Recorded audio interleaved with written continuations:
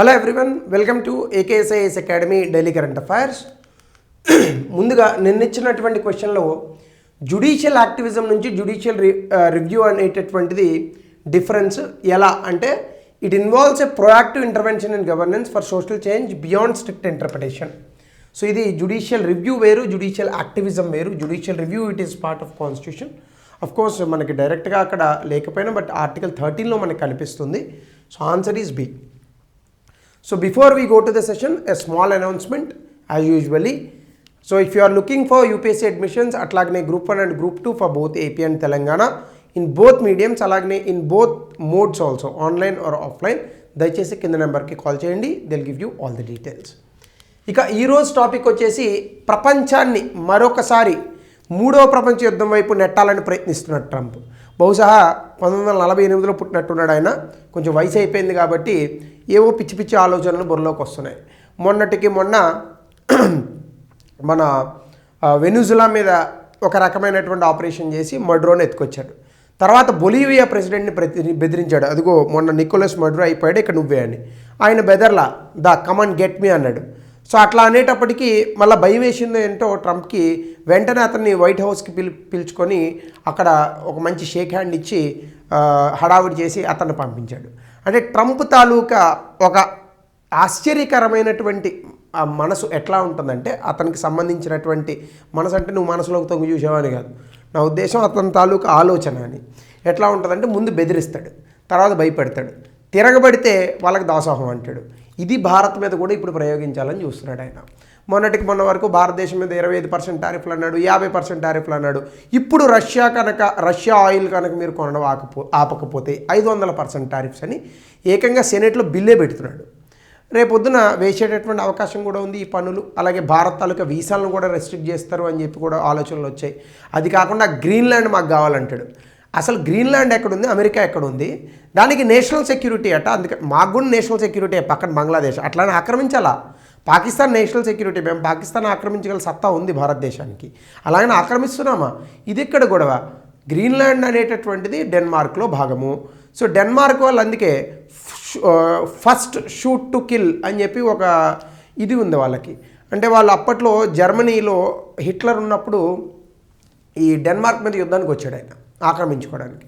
అప్పుడు డెన్మార్క్లో ఉన్నటువంటి ఆర్మీకి ఆ రోజున ప్రభుత్వం సరిగ్గా డెసిషన్ చెప్పలేకపోయింది. అంటే ప్రభుత్వం తాలూకా ఈ యొక్క ఎలా చంపాలా లేదా ఆగాల అనేటటువంటి డెసిషన్ రాలా ప్రభుత్వం నుంచి. సో అప్పుడు వాళ్ళు లొంగిపోయారు, డెన్మార్క్ను ఆక్రమించుకున్నాడు. అప్పుడు 1951 ప్రాంతంలో డెన్మార్క్లో ఉన్నటువంటి ప్రభుత్వం ఒక చట్టం చేసింది. ఏ విదేశీ శక్తులైనా మన దేశాన్ని ఆక్రమించుకోవడానికి వచ్చినప్పుడు ప్రభుత్వం తాలూకా నిర్ణయం పైన మీద ఆధారపడక్కర్లేదు, ముందు కాల్చేయండి, తర్వాత చూసుకుందాం. సో ఇప్పుడు డెన్మార్క్ మరి యుద్ధానికి వస్తుందా? యూరోపియన్ నేషన్స్ అన్నీ కూడా డెన్మార్క్కి చాలా సంఘీభావం తెలిపాయి, మీ వెనక మేము ఉంటామని చెప్పారు. గ్రీన్లాండ్ ఆక్రమించుకోవాలంటాడు, లేదా రష్యాను చైనా ఆక్రమించుకుంటుంది, మనం వాళ్ళని నైబర్స్గా పెట్టుకోవాలి. నీ బొంద, అలాస్కా పక్కన ఆల్రెడీ మీకు నైబరే ఎవరు? రష్యా. చైనా అంతే దూరంగా ఉంది, పోనీ రష్యా నైబర్ కాదు. అలాస్కాకి ఎంత దగ్గరలో ఉంటుంది రష్యా? ఇటు నుంచి బాంబు వేస్తే అటు నుంచి పడుతుంది.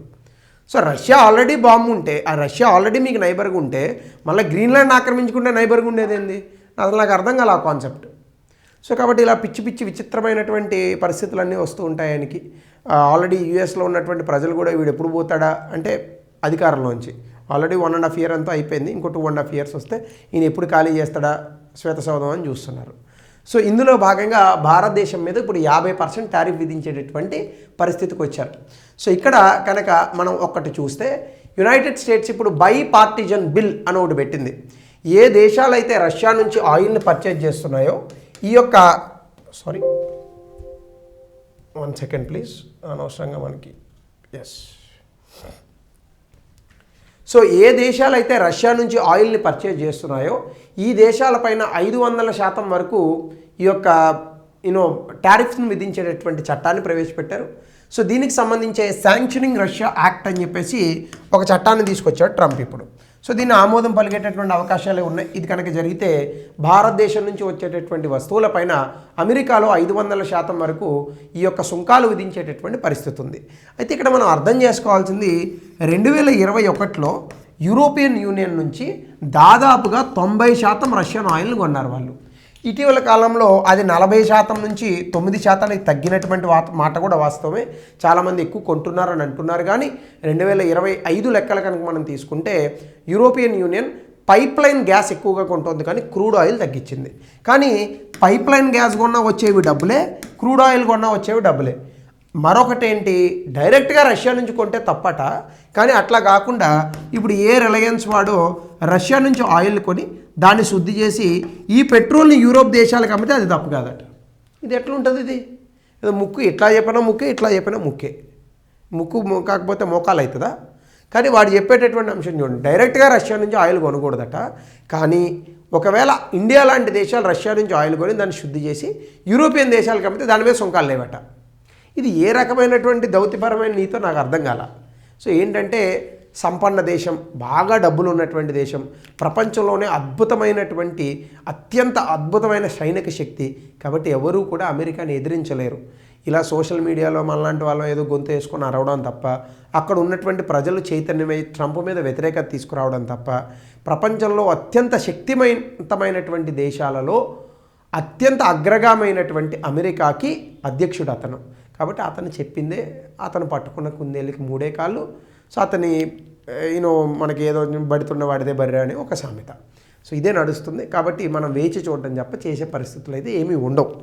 సో దీనికి సంబంధించి కనుక మనం చూస్తే క్రూడ్ ఆయిల్ రష్యా నుంచి మన దేశానికి వస్తున్నటువంటిది కనుక మనం చూస్తే భారతదేశం ఏప్రిల్లో 28% ఉంటే నవంబర్కి వచ్చేసేటప్పటికి 2025లో 34% మనం ఈ యొక్క ఆయిల్ అనేటటువంటి దాన్ని కొన్నాం. కానీ మిగతా దేశాలు కూడా ఉన్నాయి. అందులో చైనా ఉంది, కానీ చైనా మీద సుంకాలు వేయట్లా. ఎందుకు? చైనా మీద సుంకాలు వేద్దామని ప్రయత్నించాడు. చైనాలో రేర్ ఎర్త్ మెటల్స్ అని ఉంటాయన్నమాట. అవి అమెరికాలో ఉన్నటువంటి ఎలక్ట్రానిక్ కంపెనీస్కి చాలా ఇంపార్టెంట్. చైనా పంపడం మానేసింది. వెంటనే జీ జిన్పింగ్ని పిలిచి, మనిద్దరం ఫ్రెండ్స్, మనిద్దరం కూడా China due and world due అంటున్నాడు. ఇప్పుడు మనిద్దరం కలిసి ప్రపంచాన్ని పరిపాలిద్దాం, ఇట్లాంటివన్నీ చెప్పుకొచ్చాడు. అంటే అవసరం ఉన్నటువంటి దేశాలు, తిరగబడినటువంటి దేశాలతో ఒక దౌత్యనీతి, భయపడుతున్నటువంటి దేశాలతో ఒక దౌత్యనీతి. మనం కూడా అనుకోవచ్చు, సార్ చైనా లాగా మనం తిరగబడలేము. ఎందుకంటే చైనా దాదాపుగా $20 ట్రిలియన్ ఆర్థిక వ్యవస్థ, భారతదేశం కేవలం $4.2 ట్రిలియన్ ఆర్థిక వ్యవస్థ. రెండవది అమెరికా, చైనా ఈ 2 దేశాల మధ్య ట్రేడ్ కనుక చూస్తే అమెరికా చైనాకే డబ్బులు ఇవ్వాలి. అలాగనే వీళ్ళు మంచి ట్రేడే ఉంది. కానీ యుఎస్ఏ, ఇండియా ట్రేడ్ కనుక మనం చూస్తే, లేదా ఇతర దేశాలతో మీరు ట్రేడ్ చూస్తే అమెరికాకి ట్రేడ్ డెఫిసిట్లో ఉన్నారు. కానీ ఇండియా ట్రేడ్ సర్ప్లస్లో ఉంది అమెరికాతో. అంటే ఏంటి? అమెరికాయే భారతదేశానికి ఒక $20 బిలియన్ వరకు అప్పు ఉంది. కాబట్టి ఈ పరిస్థితుల్లో అమెరికాని మనము స్ట్రైట్గా వ్యతిరేకించడం మనకి కొంత ఇబ్బందికరమైనటువంటి అంశం. ఆ విధంగానే ప్రభుత్వాలు దాన్ని వ్యతిరేకించకుండా చాలా సౌమ్యంగా, ఖచ్చితంగా ఆయన మొరుక్కుంటాడు, మన పని మనం చేసుకుందాం అనే రీతిలో ఉన్నారు. ఇది ఎస్. బట్ అలానే రిటాలియేషన్ చేయకపోతే ప్రజలకి కొంత ఈగో సమస్యలు వస్తాయి. సో అవి చేసేటటువంటి ప్రయత్నాలు చేస్తారు. సో దీనికి సంబంధించి 500 టారిఫ్స్ గురించి కనుక మనం చూస్తే 500% టారిఫ్స్ గురించి శాంక్షనింగ్ రష్యా యాక్ట్ అని చెప్పేసి యుఎస్ సెనేటర్స్లో ఒక బిల్లును పెడుతున్నారు. ఇందులో లిండ్సే గ్రాహం, ఇతను బాగా ట్రంప్కి దగ్గర వ్యక్తి. ఇతను అమెరికన్ ప్రెసిడెంట్కి ఏ దేశాలైతే రష్యా నుంచి ఆయిల్ కొంటున్నాయో ఆ దేశాలపైన 500% సుంకాలు వేసేటటువంటి అధికారం యుఎస్ ప్రెసిడెంట్కి ఇచ్చేలాగా ఈ బిల్లును తయారు చేశారు. ఇది ఎందుకంటే రష్యా ఉక్రెయిన్లో యుద్ధం చేయడానికి భారత్ లాంటి దేశాలు కొంటున్న ఆయిల్ నుంచి వచ్చే డబ్బునే ఉపయోగిస్తుందంట. అసలు ఉక్రెయిన్ యుద్ధానికి కారణం ఏంటి? ఉక్రెయిన్ని నాటోలో పెట్టుకోవడం. ఎక్కడో ఉన్నటువంటి గ్రీన్లాండ్ని రష్యా, చైనాలు ఆక్రమిస్తాయి, నువ్వు ఆక్రమించుకుంటే తప్పులేదు. రష్యా పక్కనే ఉన్నటువంటి వార్సా ప్యాక్ట్ అప్పట్లో చెప్పారు, రష్యా దగ్గరలోకి ఈస్టర్న్ సైడ్ నాటో ఎక్స్పాన్షన్ చెయ్యము అని. గార్బచేవ్ రష్యాలో అధ్యక్షుడిగా ఉన్నటువంటి రోజుల్లో రష్యాకి మాట ఇచ్చింది. ఇదే నాటో ఉన్నటువంటి ప్రభుత్వం, ఇదే అమెరికా రష్యాకి ఉన్నటువంటి పశ్చిమ భాగం అంటే యూరోప్ తూర్పు భాగం, అక్కడ ఉన్నటువంటి దేశాలను నాటోలో చేర్చుకోమని చెప్పారు. అట్లాంటిది ఉక్రెయిన్ రష్యా పక్కనే ఉంటుంది. ఉక్రెయిన్ నువ్వు పట్టుకపోయిన నాటోలో జాయిన్ చేసుకుంటే వాడికి జాతీయ భద్రత ఉండదు, వాడికి నేషనల్ సెక్యూరిటీ ఉండదు. సో వీడన్నీ చేసేవన్నీ పనికిమాలిన పనులే. ఈ అమెరికా చేసేవన్నీ పనికిమాలిన పనులే. అందుకే అమెరికాతో మిత్రత్వం కానీ శత్రుత్వమే రైట్. మిత్రులు ఎక్కువ దెబ్బతింటారు అమెరికాలో, వాళ్ళే చెప్పారు అది. అంటే being a enemy to United states of America is dangerous, being a friend to United states of America is disasters అన్నాడు ఒక ఆయన. సో ఇదే పరిస్థితి. అందుకే అమెరికాతో ఎప్పుడూ మిత్రత్వం పెట్టుకోకపోవడమే రైట్. సో అట్లానే కనుక మనం చూస్తే అసలు బ్యాక్గ్రౌండ్ ఆఫ్ ద ఇష్యూ కనుక మనం చూస్తే 2022 రష్యా ఉక్రెయిన్ యుద్ధం తర్వాత ఇండియా రష్యన్ క్రూడ్ ఆయిల్లో చాలా డిస్కౌంట్ అనేటటువంటి దాన్ని సంపాదించి మిగతా దేశాల కన్నా తక్కువకి ఒక $2-3 వీలైతే $5 తక్కువకి మనం రష్యా నుంచి ఆయిల్ ఇంపోర్ట్ చేసుకుంటున్నాం.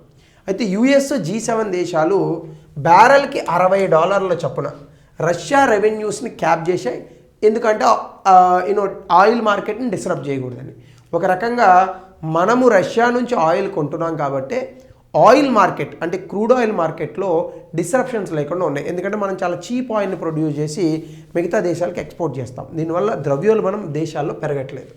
అలాగనే కనుక మనం చూస్తే ఇండియా రష్యా తాలూకా ఆయిల్ బయింగ్లో వన్ ఆఫ్ ద లార్జెస్ట్ కంట్రీగా ఉంది. అంటే మనం చాలా వరకు చైనా ఇతర దేశాల తర్వాతే ఉన్నాం, అంటే 2-3 ప్లేసుల్లో ఉన్నాం. అయినప్పటికీ కూడా యుఎస్ మన మీద విపరీతమైనటువంటి పెనాల్టీస్ వేస్తోంది. ఇప్పుడు ఎనర్జీ ట్రేడ్ని సెకండరీ శాంక్షన్తో లింక్ చేసేటటువంటి ఒక బిల్లుని తీసుకొచ్చారు. అయితే ఎందుకు మనం అమెరికాని ఇంతలాగా పట్టించుకోవాలి, ఇంతలా ఎందుకు అమెరికాని మనం పట్టించుకోవాలి అనేది కనుక మనం చూస్తే exports from US to India అంటే అమెరికా నుంచి ఇండియాకి వచ్చేటటువంటి ఎగుమతులు 3.4 లక్షల కోట్లు ఉంటే ఇండియా నుంచి అమెరికాకి వెళ్ళేటటువంటి ఎగుమతులు 7 లక్షల కోట్లు ఉన్నాయి. అంటే ఈ రకంగా అమెరికా నుంచి ఒక 4 లక్షల కోట్ల రూపాయలు మనం సంపాదిస్తున్నాం. ఎక్కువగా అమెరికా నుంచి ఇండియాకి వచ్చేవేంటి? క్రూడ్ ఆయిల్, పెట్రోలు, కోలు, డైమండ్స్, ఎయిర్ క్రాఫ్ట్ ఇట్లాంటివి వస్తాయి. ఇండియా నుంచి వెళ్ళేవేంటి? మందులు, telecom devices, jewellery, petroleum, clothing ఇట్లాంటివి ఇండియా నుంచి వెళ్తాయి. సో కాబట్టి ఈ రకంగా భారతదేశము అమెరికాతో చాలా అద్భుతమైనటువంటి వాణిజ్యం చేస్తోంది. సో తొందరపడి కనుక మనం ట్రంప్ని మాటలంటే ఈ యొక్క వాణిజ్యానికి ఇబ్బంది కలిగేటటువంటి అవకాశం ఉంటుంది. ఇప్పుడు శాంక్షనింగ్ రష్యా యాక్ట్లో కనుక మనం చూస్తే ఇందులో ఏం చెప్తున్నారంటే అమెరికాలో ఉన్నటువంటి ప్రెసిడెంట్ అంటే డొనాల్డ్ ట్రంప్ ఇప్పుడు ప్రస్తుతం ఇతనికి ఒక ఎక్స్ట్రా అధికారాన్ని ఇస్తారు. ఏ దేశాలైతే రష్యా నుంచి ఆయిల్ కానీ గ్యాస్ కానీ యురేనియం కొంటుంది వాడే. అసలు ఈ చట్టంలో మరి తెలిసిపెట్టినాడో తెలియకబెట్టినారో పెడతారు జనాలు మభ్యపెట్టడానికి, తెలియకుండా ఏముండదు. కానీ మనకన్నా చాలా తెలివైన వాళ్ళు అమెరికాలో ఉన్నటువంటి న్యూక్లియర్ రియాక్టర్స్ రష్యా నుంచే యురేనియం కొంటాయి. అంటే ఇప్పుడు వాడి మీద వాడే శాంక్షన్ పెట్టుకుంటాడేమో. ఏదో చూడండి వాడి తల వాడే నరుక్కున్నట్టు కొన్ని సినిమాల్లో లాగా. సో యురేనియం వాడే కొంటున్నాడు. పెట్రోలియం ప్రొడక్ట్స్ ఇంకా ఇట్లాంటివి కనుక ఎవరైనా రష్యా నుంచి కొంటే ఆ దేశాల మీద 500% వరకు పన్నులు వేసేటటువంటి అధికారం. దీన్నే ప్యూనిటివ్ టారిఫ్ ప్రొవిజన్ అని అంటారు. అంటే పన్నులు 500% వరకు వేయచ్చు. అది 100, 200 అనేది వాళ్ళు నిర్ణయించుకుంటారు. సో ముఖ్యంగా ఎలా వేస్తారు? అమెరికాకి ఏ దేశాలైతే రష్యా నుంచి ఆయిల్ కొంటున్నాయో ఆ దేశాలు అమెరికాకి చేసేటటువంటి ఎగుమతుల మీద ఈ పన్ను వేస్తారు. కాబట్టి ఆ ఎగుమతులన్నీ కూడా నిర్వీర్యమవుతాయి, ఆ దేశాలకి చాలా నష్టం కలుగుతుంది. అలాగే ఫైనాన్షియల్ ఐసోలేషన్ ఆఫ్ రష్యా, దీనివల్ల మనకి ఏమవుతుంది? US treasury property blocking sanctions on Russia's financial institutions. అంటే దాని అర్థం ఏంటి? రష్యాకి సంబంధించినటువంటి ఏవైతే ఇన్స్టిట్యూషన్స్ ఈ యొక్క ఆర్థికపరమైనటువంటి సంస్థలు ఉన్నాయో ఆ సంస్థల యొక్క ఆస్తులను కూడా జప్తు చేసేటటువంటి ప్రయత్నం చేస్తోంది. అట్లానే ప్రెసిడెంట్కి విపరీతమైనటువంటి డిస్క్రిషన్ ఇస్తున్నారు. అదేంటంటే టారిఫ్స్ లెవెల్ వేయచ్చు. మనం అందరం కూడా అమెరికాలో ఉన్నటువంటి సమాజం ట్రంప్కి ఎగెనెస్ట్ అని అనుకుంటాం. కాదండి, ట్రంప్కి సపోర్ట్ చేస్తున్నారు. బరాక్ ఒబామా కూడా ఇంత విపరీతమైనటువంటి అధికారాలు సెనేట్లో ఇవ్వాల, కానీ ఇప్పుడు ట్రంప్కి ఇచ్చినారు. సో కాబట్టి డిప్లొమాటిక్ నెగోషియేషన్స్లో లెవరేజ్ ఉండడానికి చాలా అద్భుతంగా ట్రంప్కి ఇప్పుడు విపరీతమైన అధికారాలు కట్టబెడుతోంది అక్కడ ఉన్నటువంటి సెనేట్, అక్కడ ఉన్నటువంటి పార్లమెంట్.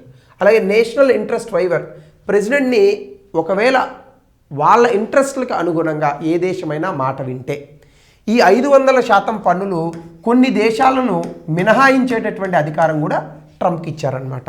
సో దీనివల్ల ఆబ్జెక్టివ్ ఏంటంటే రష్యాకి అందేటటువంటి డబ్బు అంటే ఫినాన్షియల్ కెపాసిటీ ఏదైతే ఉందో ఈ వార్ ఫినాన్షియల్ కెపాసిటీని ఆపి రష్యా యుద్ధం చేసేటటువంటి పరిస్థితిని తగ్గించడం, అలాగే థర్డ్ వరల్డ్ కంట్రీస్ ఏవైతే ఉన్నాయో రష్యా నుంచి కొనేటటువంటి energy in the sense petrol కానీ క్రూడ్ ఆయిల్ కానీ గ్యాస్ కానీ ఇట్లాంటివి రష్యా నుంచి కొనకుండా చేయడం దీని యొక్క ముఖ్య ఉద్దేశం. సో దీనికి సంబంధించి దీని యొక్క ఇంపాక్ట్ ఎట్లా ఉంటుంది భారతదేశం పైన అంటే ఒకవేళ 500% కనుక నిజంగా భారతదేశం పైన పన్ను వేస్తే ఖచ్చితంగా భారతదేశంలో కమర్షియల్లీ అన్వైబుల్ అంటే భారతదేశం ఎగుమతి చేసేటటువంటి వస్తువులు అంటే భారతదేశం చేసేటటువంటి ఎగుమతులన్నీ కూడా అమెరికాలో చాలా ఎక్కువగా కాస్ట్లీ అవుతాయి. అంటే ₹1 ఉన్నటువంటి వస్తువు ₹500 అవుతుంది ఎవడు కొనేటప్పుడు. సో దీనివల్ల భారతదేశానికి దాదాపుగా $120 బిలియన్ డబ్బు హిట్ అవుతుందని చెప్తున్నారు. దీనివల్ల కొన్ని రంగాలు ముఖ్యంగా టెక్స్టైల్ సెక్టర్ అంటే మనం వస్త్ర పరిశ్రమ, జెమ్స్ అండ్ జ్యువెలరీస్ ఈ యొక్క రంగాలు చాలా ఎక్కువగా ఇబ్బంది పడి అందులో ఉద్యోగాలు కోల్పోయేటటువంటి అవకాశం భారతదేశంలో కలుగుతుందని చెప్తున్నారు. ఇక 2 ఎనర్జీ సెక్యూరిటీ డైలమా అనేటటువంటిది కనుక మనం చూస్తే రష్యన్ ఆయిల్ మనం చాలా తక్కువ కొనుక్కున్నాం. ఈవెన్ దుబాయ్ లాంటి దేశాలు లేదా యుఏఈ లాంటి దేశాలు, ఇరాన్ లాంటి దేశాలు భారతదేశానికి అమ్మేటటువంటి క్రూడ్ ఆయిల్ కన్నా కూడా చాలా తక్కువకి ఒక $2 నుంచి $5 తక్కువకి రష్యా మనకు అమ్మింది. దీనివల్ల భారతదేశంలో పెట్రోల్ ధరలు పెరగకుండా మనం కాపాడుకొని ద్రవ్యోల్బణాన్ని తగ్గించుకున్నాం. భారతదేశంలో ప్రభుత్వం పైన విపరీతమైనటువంటి డబ్బు ఖర్చు అవ్వకుండా మనం తగ్గించుకొని ఎకనామికల్గా కాస్ట్ అయ్యేటటువంటి గుడ్ని ప్రజలకు ఉపయోగపడేటటువంటి పరిస్థితుల్లో మనం ఇవ్వగలిగాం. అయితే 2026 ఎర్లీ అసెస్మెంట్స్ మనకి ఏం చెప్తున్నాయి? అమెరికా పెడుతున్నటువంటి ఈ విపరీతమైనటువంటి ఒత్తిడి కారణంగా రష్యా ఆయిల్ కనుక మనం కొనడం మానేస్తే దీనివల్ల $9 నుంచి $11 బిలియన్ మనకి నష్టం కలిగేటటువంటి అవకాశం ఉంది. సో దీనివల్ల రిలయన్స్ లాంటి కంపెనీలు రష్యా నుంచి ఆయిల్ తెచ్చుకొని అమ్ముతూ ఉంటాయి. సో శాంక్షన్స్ అవాయిడ్ చేయడానికి వీళ్ళు కూడా అక్కడ నుంచి కొనడం ఆపేస్తారు. అంటే మనం ఇప్పుడు ఆలోచించాల్సింది ఏంటి? రష్యా నుంచి కొనేటటువంటి $9 నుంచి $10 బిలియన్ నష్టపోవడమా, అమెరికా తాలూకా ఈ యొక్క శాంక్షన్స్ వల్ల $120 బిలియన్ కోల్పోవడం నష్టమా? ఇది ఇప్పుడున్నటువంటి ప్రభుత్వం ముందు, మోడీ గారి ప్రభుత్వం ముందు ఉన్న పెద్ద సమస్య. కానీ రష్యా నుంచి కనుక మనం వెనకడిగేస్తే రష్యాతో మనకు ఉన్నటువంటి సంబంధాలు దెబ్బతినేటటువంటి అవకాశం ఉంటుంది. సో ఎలాగో ఈ యొక్క ఇబ్బందిని గట్టెక్కేటటువంటి ఆలోచన చేస్తుంది ఖచ్చితంగా ప్రభుత్వం. సో దీనికి సంబంధించి geopolitical strain India US comprehensive global strategic partnership అని ఉంటుంది. మోడీ నన్ను హ్యాపీగా ఉంచట్లేదు, నీ గర్ల్ ఫ్రెండ్ ఏంటన్నా నిన్ను హ్యాపీగా ఉంచడానికి. సో అట్లాంటివి ఏమి ఉండవు. ఆయనో దేశాధినేత, ఈయనో దేశాధినేత, ఎందుకు అట్లా చేస్తారు? సో మోడీ గారు భారతదేశం తాలూకా సెల్ఫ్ ఇంట్రెస్ట్లు చూస్తారు. అది మోడీ గారే కాదు, ఎవరైనా ఇంతకుముందు మన్మోహన్ సింగ్ గారు ఉన్నా, అంతకుముందు వాజ్పేయి గారు ఉన్నా, అంతకుముందు ఇందిరాగాంధీ గారు ఉన్నా, ఎవరున్నా కూడా రాజీవ్ గాంధీ గారు ఉన్నా, పివి నరసింహారావు గారు ఉన్నా, అంతకుముందు ఇందిరాగాంధీ గారు ఉన్నా, ఎవరున్నా భారతదేశం తాలూకా ఇంట్రెస్ట్ల గురించి చూస్తారు. నిన్ను హ్యాపీగా ఉంచడానికి మాకేం పని? నీ దేశంలో ఉన్న వాళ్ళే హ్యాపీగా ఉంచాలి నిన్ను, మేమెందుకు ఉంచుతాం నిన్ను? ఇప్పుడు ఏమవుతోంది? ఆ ట్రేడ్ డీల్ సంతకం పెట్టాలి ఆ 2 దేశాల మధ్య ఉన్నటువంటివి. అయితే ఇప్పుడు మనకి ఏం జరుగుతుందంటే ఈ ట్రేడ్ డీల్ జరిగేటటువంటి అవకాశం ఏం కనిపించట్లా. సో ఇండియన్ అఫీషియల్స్ కూడా China largest buyer of Russian energy, వీళ్ళు పెనాల్టీస్ అవాయిడ్ చేశారు. అంటే ఇండియా కన్నా అత్యధికంగా రష్యా నుంచి ఆయిల్ కొంటున్న దేశం చైనా, కానీ వీడినేం చేయట్లా యుఎస్ భయపడి మన మీద పడుతున్నాడు. సో మనం కూడా రిటాలియేషన్ చేయాల్సినటువంటి పరిస్థితి ఉండొచ్చు, కానీ మన ఆర్థిక వ్యవస్థను తట్టుకునే స్థితిలో ఉందా అనేటటువంటిది పెద్ద ప్రశ్న. సో కాబట్టి ఇక్కడ ఏదో తూకిత్తా అంటే మైకిత్తా అని మన ఇంటి పక్కన జరిగేటటువంటి పోరు లెక్క చేయడానికి లేదనమాట. చాలా ఆలోచించి ప్రభుత్వంలో ఉన్నటువంటి వ్యక్తులు నిర్ణయాలు తీసుకుంటారు. అలాగే గ్లోబల్ మార్కెట్ డిస్టార్షన్లో కనుక మనం చూస్తే ఎనర్జీ మార్కెట్స్ ఇప్పుడు రష్యా నుంచి మనం ఆయిల్ కొనకపోతే ప్రాబ్లం ఫేస్ చేసేది రష్యా, ఇండియా కాదు, మిగతా దేశాలు. ఎందుకు?